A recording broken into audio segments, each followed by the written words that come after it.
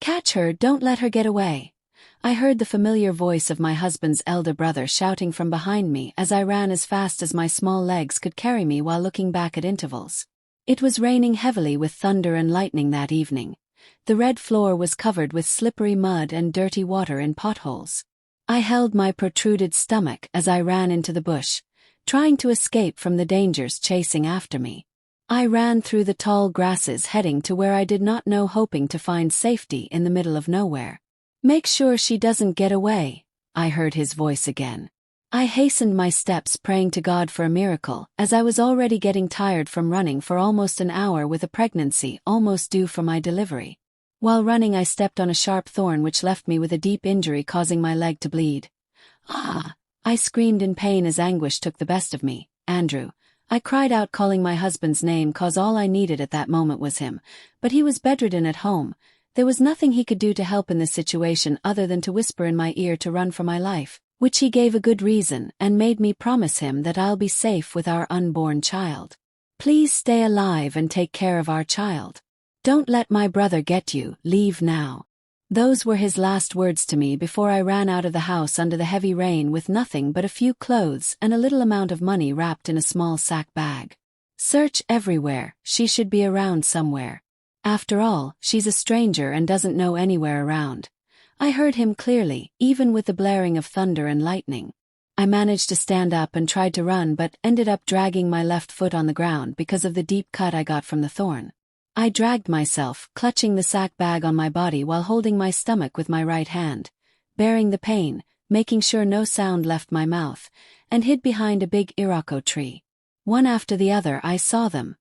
The men my husband's brother paid to get me killed ran past me, searching every corner in the bush and looking for me. Surprisingly, no one came near the iroko tree. It was as if it were invisible to them, but still I kept quiet, covering my mouth with my hand as I sat on the wet ground under the iroko tree. "What do you mean she has vanished?" I heard Ikeen, my husband's elder brother, shouting in frustration. "Vanished to where? Tell me!" He raged in anger, waving his cutlass under the rain. "But we have searched everywhere in this bush, yet there's no trace of her, and it's as if she never came here," one of the men said with a loud voice.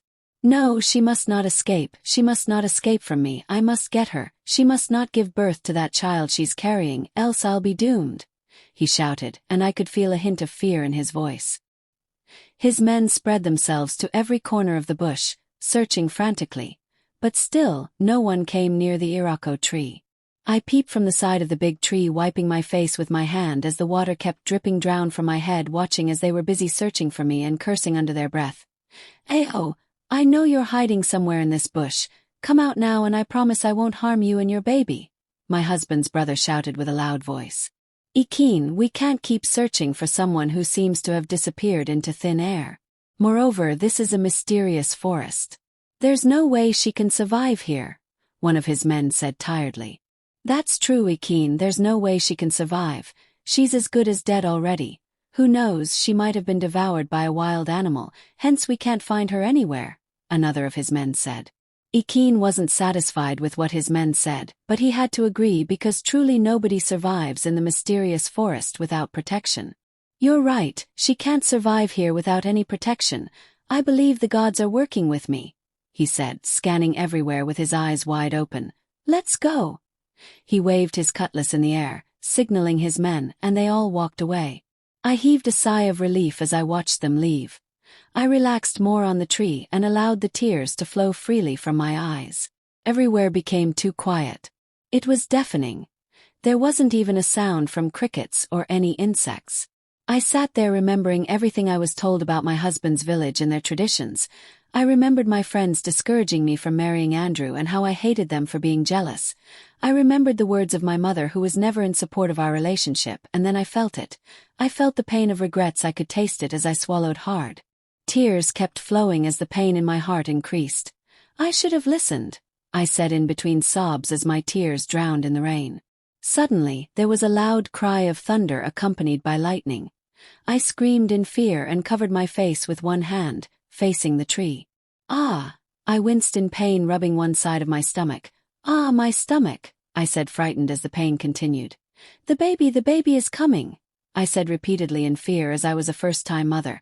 I had no experience and was alone in the middle of nowhere coupled with heavy rainfall. The pain in my stomach intensified and all I wanted was Andrew, my husband, beside me.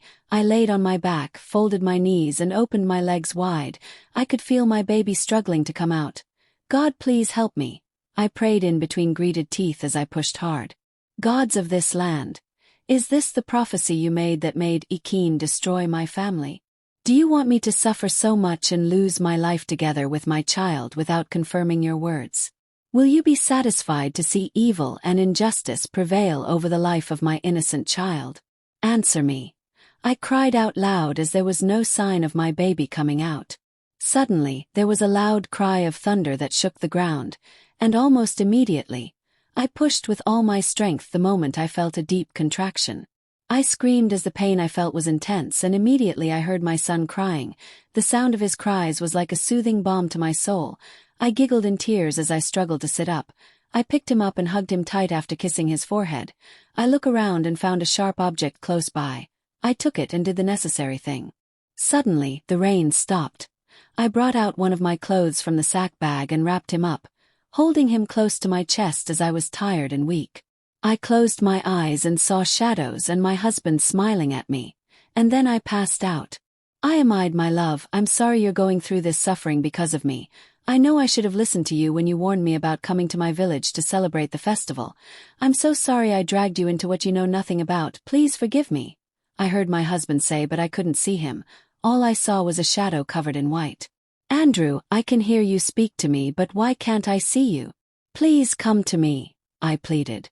"Ayamide," my husband called. "You don't have to worry, I'm always with you," he said. "Have you seen our son?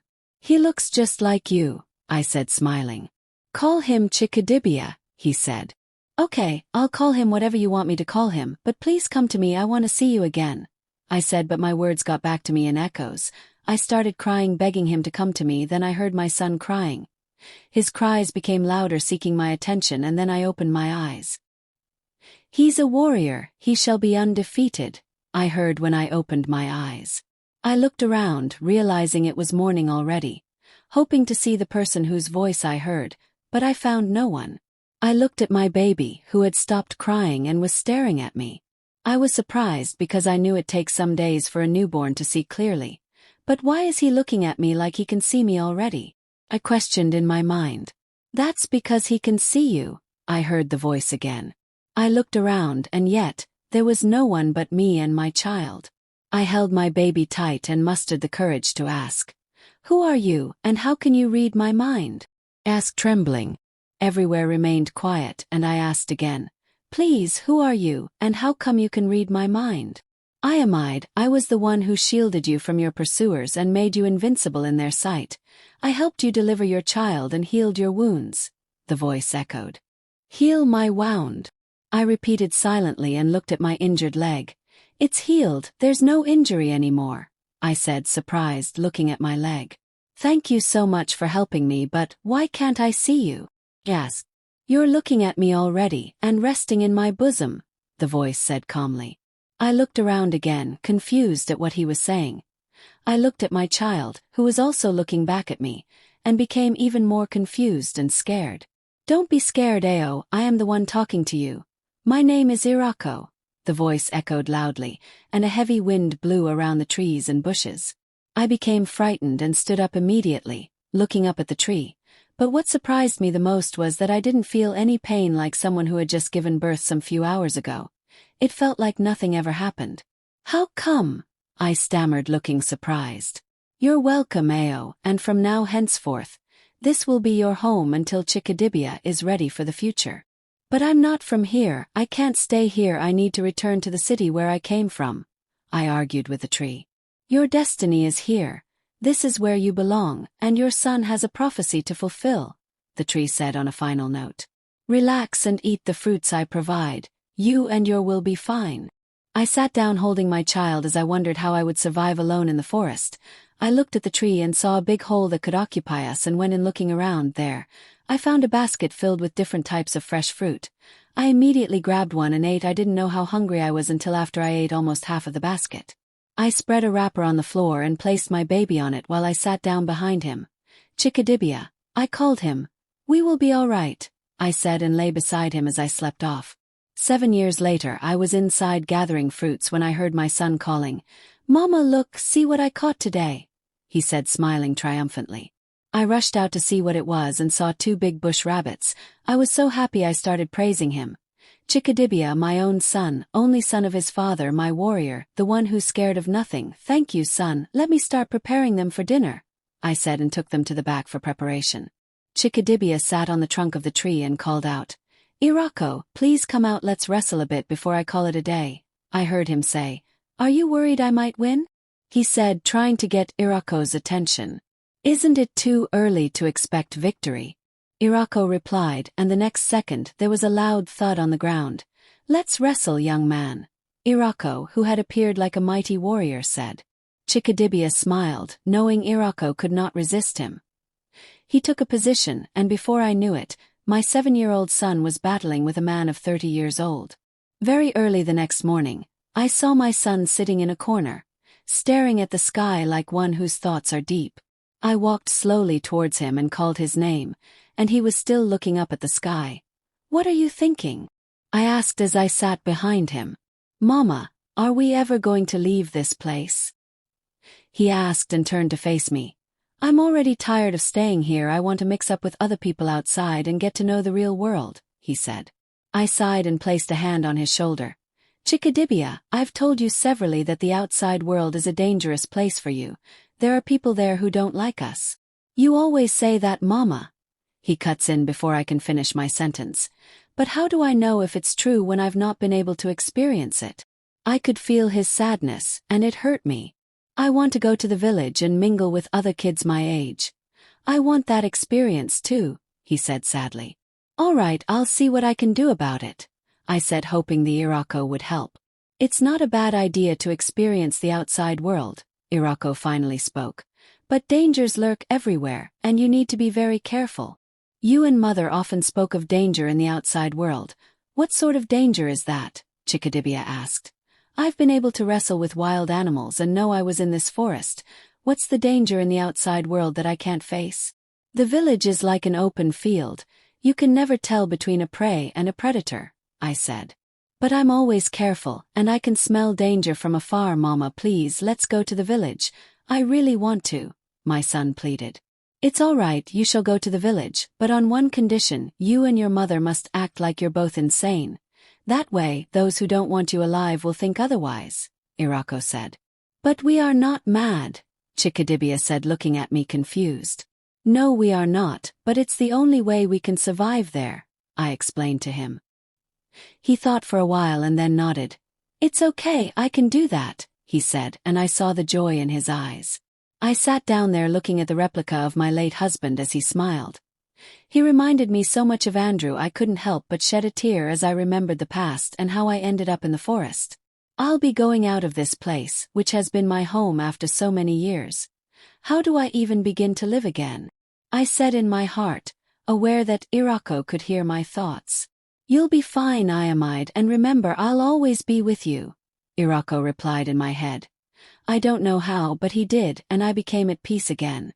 The next day, my son and I stood facing the giant tree. I became emotional as I stared at it because it had been my home and protector. "Thank you, Irako, you're my savior and friend," I said, wiping the tears from my eyes. "Irako, do you care for another round before I leave?" Chickadibia said with a raised brow.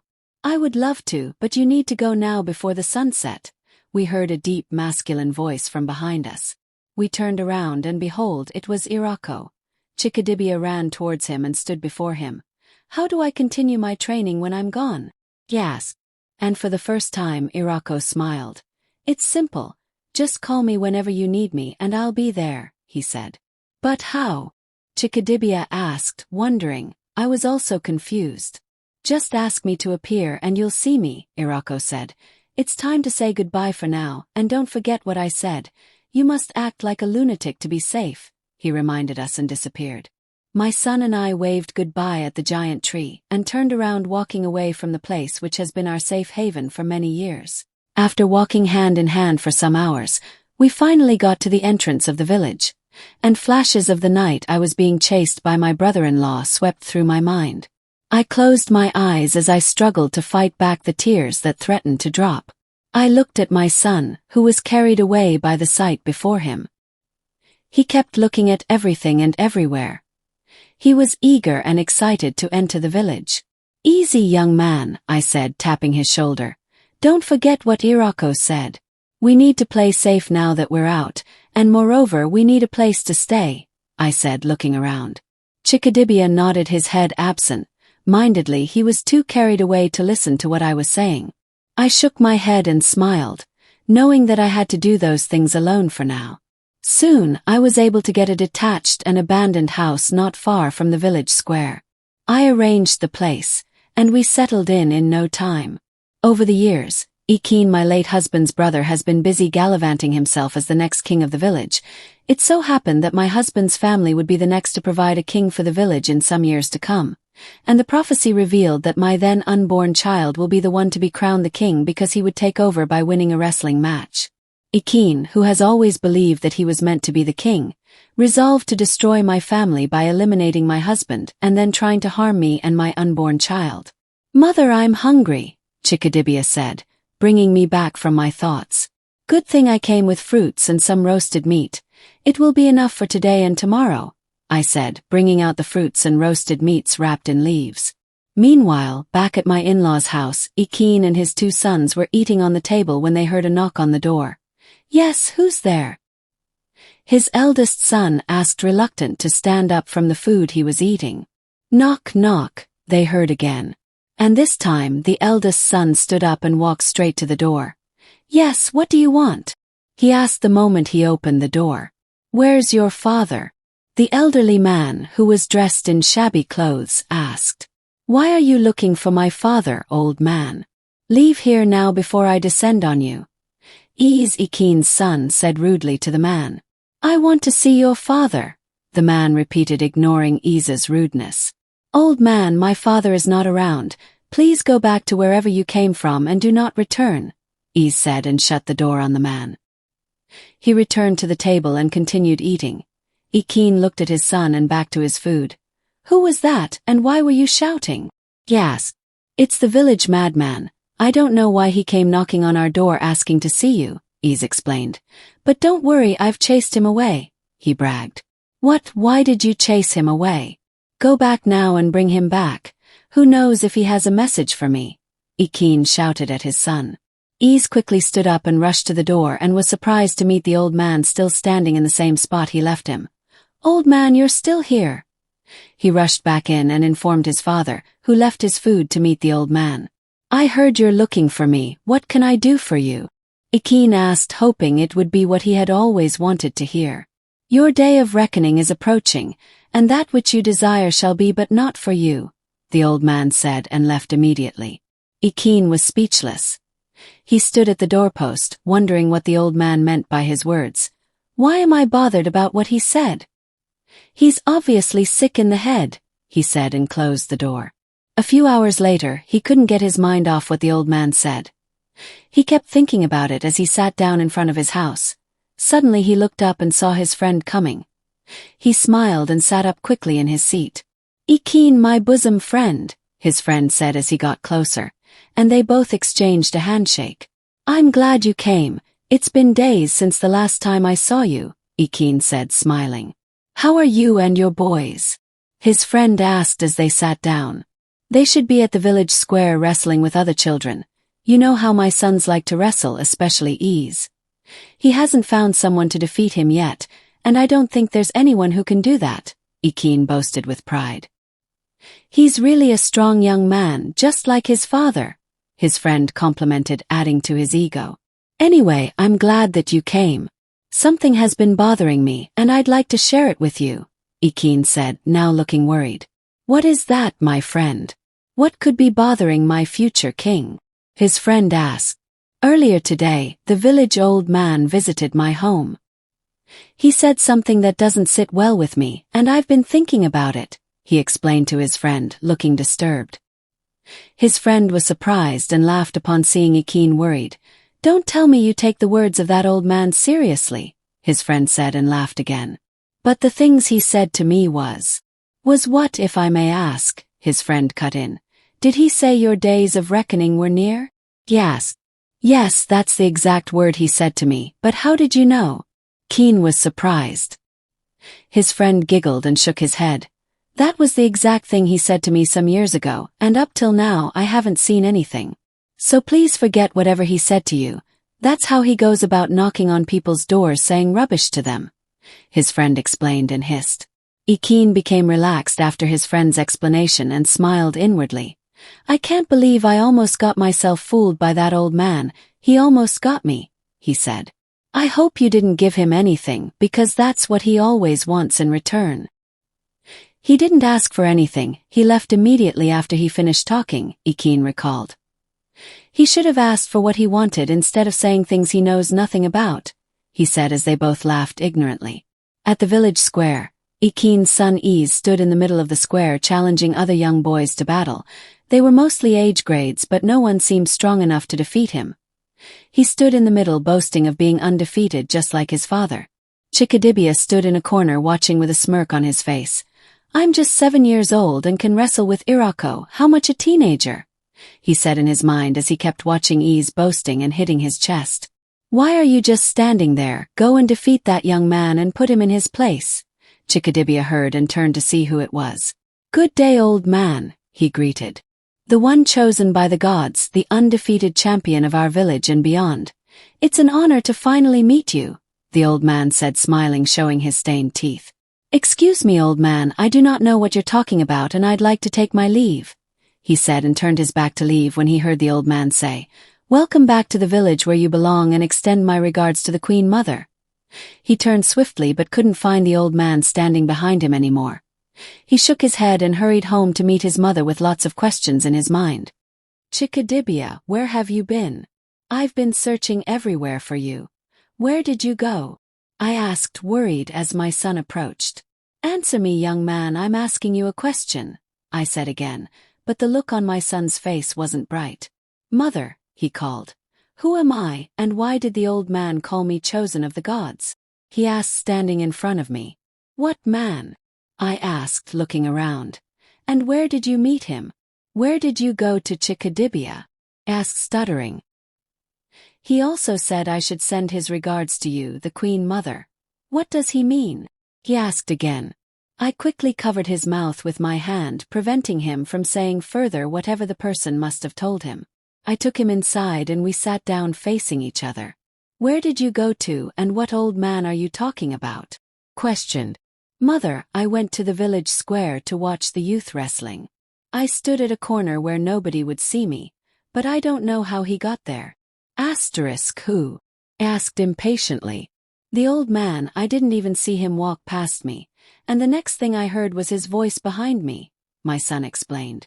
What exactly did he say to you? What were his words to you? I asked inquisitively, eager to know everything the old man said to my son. The first thing he said was that I should go and defeat the young man who was boasting of being undefeated, and then went ahead to call me the chosen one and undefeated champion, mother. What does he mean? He asked innocently. I was quiet for a moment, thinking of what to say, and then I looked at him. I guess the old man spoke out of wisdom. Maybe he saw that you could actually defeat the one boasting of being undefeated. That was why he said that to you, I explained, hoping he would buy it. But why did he call me the chosen one? He asked with a confused expression. I don't know, but I believe he must have mistaken you for someone else. I tried to convince my son, who was too wise for his age. But mother, he said, and I shut him up. Chikadibia, no more questions. It's not possible the old man is talking about you. We just got to the village and nobody knows we are here, so please no more questions about this, okay? I said, putting an end to the discussion. Yes, mother, he said, feeling unsatisfied with my answers. And please, son, I don't want you to go close to the village square anymore. And don't ever forget any reason to wrestle with anyone. Did you hear what I said? Yes, mother, he muttered as I stood up to go and prepare our dinner. Later that evening, after he had taken his dinner, he sat outside under the bright moonlight looking at the stars. I watched him from where I was worried about the revelation. Who is that old man, and how did he know about my son? I questioned in my mind. God, please protect my son. He's all I've got in this life. I prayed and heaved a heavy sigh before I went to join him. I sat down close to him and joined him in looking at the stars that beautify the night. Mother, he called, do you think Irako will know the answers to the questions in my heart? I looked at my son, who already knew the answer to his question but still decided to ask me. Yes, he will, but I'll suggest we don't bother him with such. Let's leave things the way they are. You can call on him some other time, but with a very, very important reason. I wouldn't want to disturb Irako for now, I said, hoping he listens. Very early the next morning, I heard a knock on our door. I rose up from the mat I was sleeping on and looked at my son still sleeping soundly behind me. I waited for some seconds to be sure I heard right, and indeed someone was knocking on my door. I stood up quietly, trying not to wake my son, and walked slowly towards the door. I peeped through the patched hole in the door and saw an old man standing in front of the door. I became frightened at the sight of him because I did not know him.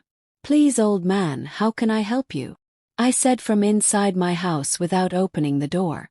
Don't be afraid, I'm here to see you. Please open the door, the old man said, and his voice sounded familiar.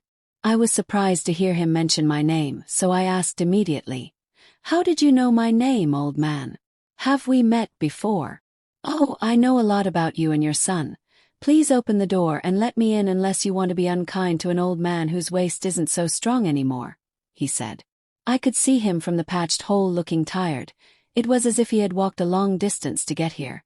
I looked back at my son, who was still sound asleep on the mat, and back at the door. I said a little prayer before opening the door for the old man to come in. Good morning, old man, I greeted, showing my respect for the elderly. He nodded his head in response as he smiled while looking at me. I never thought a day would come when I'd have to explain myself to you, he said, coughing slightly. I quickly rushed and brought a cup of water for him to drink. He called my name after drinking the water. Look very closely and tell me if you still remember me, he said, staring at me.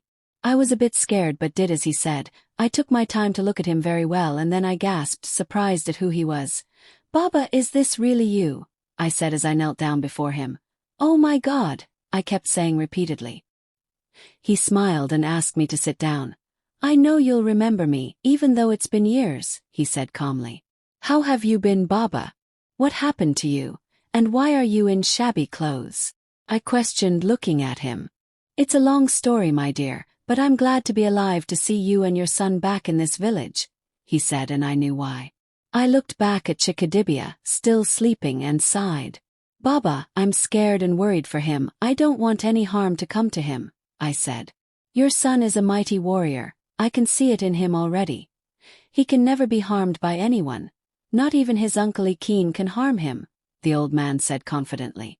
I knew my son was a very strong boy and would grow into a brilliant warrior, but the motherly instinct in me wouldn't allow it. I get scared always each time he was out of my sight. Baba, was it you he met yesterday at the village square? Yes. He smiled and nodded his head. I couldn't resist the resemblance he shared with his late father. I can tell he's Andrew's reincarnation, and I saw him watching the wrestling from a hidden corner. He paused and looked at me. How did you manage to survive and escape from Ikeen? Yes. I sighed and adjusted myself. Baba, it was the most terrifying night of my life, but I thank the gods for preservation. They were with me all through, even when I thought I would lose my life and my child because of the situation I was in and no one was around to help. But the gods proved themselves and even provided shelter for my son, and I explained to his amazement. Well, I knew the gods would take care of his chosen, and they never disappoint, Baba said, and looked at Chikadibia sleeping on the mat. This is the king that will lead this village to greatness. I smiled and looked at my son with great pride. I'll come visiting when necessary, but for now you need to lay low. Don't let Ikeen set his eyes on you, he said, and stood up to leave. Thank you so much, Baba. It's really nice seeing you again, I said as I saw him off to the door.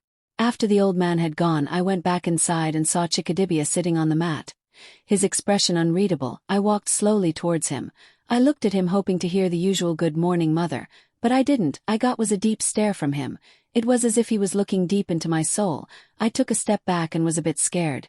Chikadibia has never looked at me like that before. What could be the problem? I thought. Son, what's the matter? Why are you staring at me like that? I summoned the courage to ask. He kept quiet, refusing to answer my question. I stood where I was unable to go closer to him and asked again, Chikadibia, what is the matter? He heaved a heavy sigh, closed his eyes and opened it after some seconds. Mother, are you ready to tell me the truth? Yes. What truth are you talking about? I asked, not wanting to admit that I knew what he was talking about.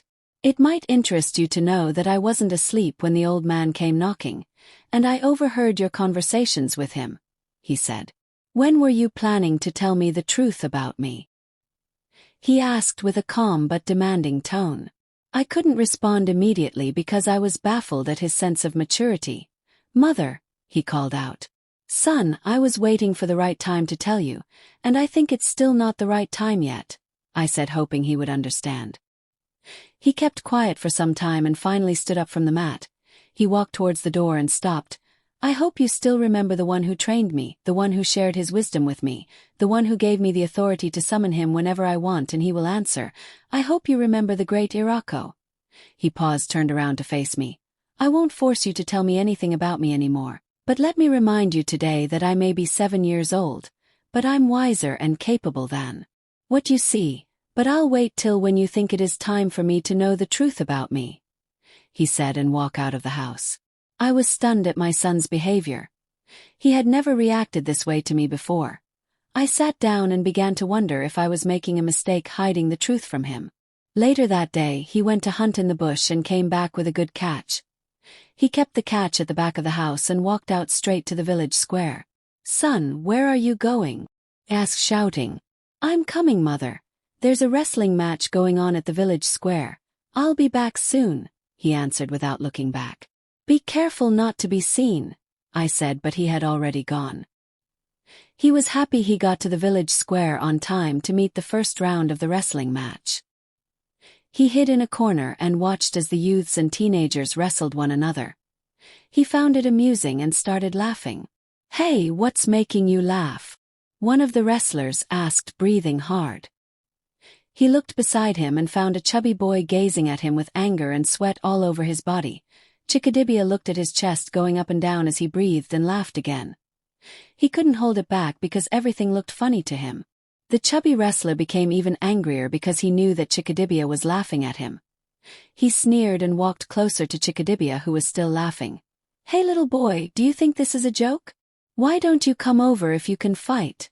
The chubby wrestler said, thinking he had found someone he could beat easily. No thanks, I don't wrestle with learners, especially children, Chikadibia replied with a smirk. His words enraged the chubby wrestler, who had just been defeated by Ikin's son. What do you mean by that, and how dare you call us learners? Chikadibia hesitated for some seconds before speaking up. I can teach you real wrestling, that's if you're interested, not this maiden dance you people call wrestling. The chubby wrestler looked at Chikadibia, who was just a small boy in his sight, talking so mighty of himself. How am I sure you can wrestle? He asked finally. You will know when the time comes, so are you interested in learning from me or not? Chikadibia asked with a final tone. The chubby wrestler thought for some seconds and then spoke up. All right, but if I find out you're lying to me, I'll deal with you mercilessly, he said, pointing a finger at Chikadibia. All right, meet me tomorrow at noon on the part that leads to the stream. I'll take you to where I'll teach you how to fight, Chikadibia said. But make sure you tell this to no one. It should be between the both of us, he added. All right then, I'll see you tomorrow, the chubby wrestler said, and left to join the others at the village square. Chikadibia smiled, feeling happy in his heart because he knew he had found a friend. He stayed back and watched the rest of the wrestling, which to him was entertaining, before he left for home. Mother, I've found myself a friend, he announced the moment he got home. I could see that he was happy, but I was skeptical about it. A friend? I asked. Where did you meet him, and what's his name? I met him at the village square, but I forgot to ask him for his name, he said, and I panicked. But before I could say anything, he held my hand and said, Don't worry, I know Ikin's children and he's not one of them, he said, and sat down. I wanted to speak but held back because I didn't want to ruin his mood. Feeling a bit relaxed, I continued with what I was doing, trusting he knew what he was doing. After a while I heard him call my name. Mother, I'll be taking my new friend to teach him how to wrestle the proper way by noon tomorrow. But why? Why do you want to expose yourself to someone you just met? I argued. Trust me, Mother, I know what I'm doing. Everything I do now will all be for our good, he said, looking at nothing. I kept staring at him, wondering what was going on in his mind. The next day, he woke up very early and did all he was supposed to do around the house. I could see how happy he was as he kept waiting for noon. Mother, is there something else you would want me to do for you? He would ask immediately after he finished one chore. Nothing else, son. Don't worry. You can leave when you want to. I'll take care of whatever chores are remaining, I said, smiling at him. Thank you, Mother, he said and sat down outside, waiting for noon. And when it was time, he stood up swiftly. Mother, I'm off, I'll be back soon, he said and ran out of the house. He ran as fast as he could, eager to meet the chubby wrestler who was already waiting at their meeting point. You kept me waiting for you, I almost thought you wouldn't come anymore, the chubby wrestler said the moment he saw Chickadibia coming. Sorry, I didn't know you were so eager to learn. I would have come earlier, he said, teasing. Let's go, but first, what is your name? Yes. My name is Ike, but you can call me Peter, that's what I prefer, the chubby wrestler said. I am Chickadibia, it's nice to know you, he said and stretched his hand for a shake. Ouch, how come your grip is so strong and tight? Peter asked as he winced in pain. That's nothing compared to what I can do, now let's go and brush you up, he said and led the way while Peter followed behind. Watch out for the continuation of the one trained in a mysterious forest by the great Iroko.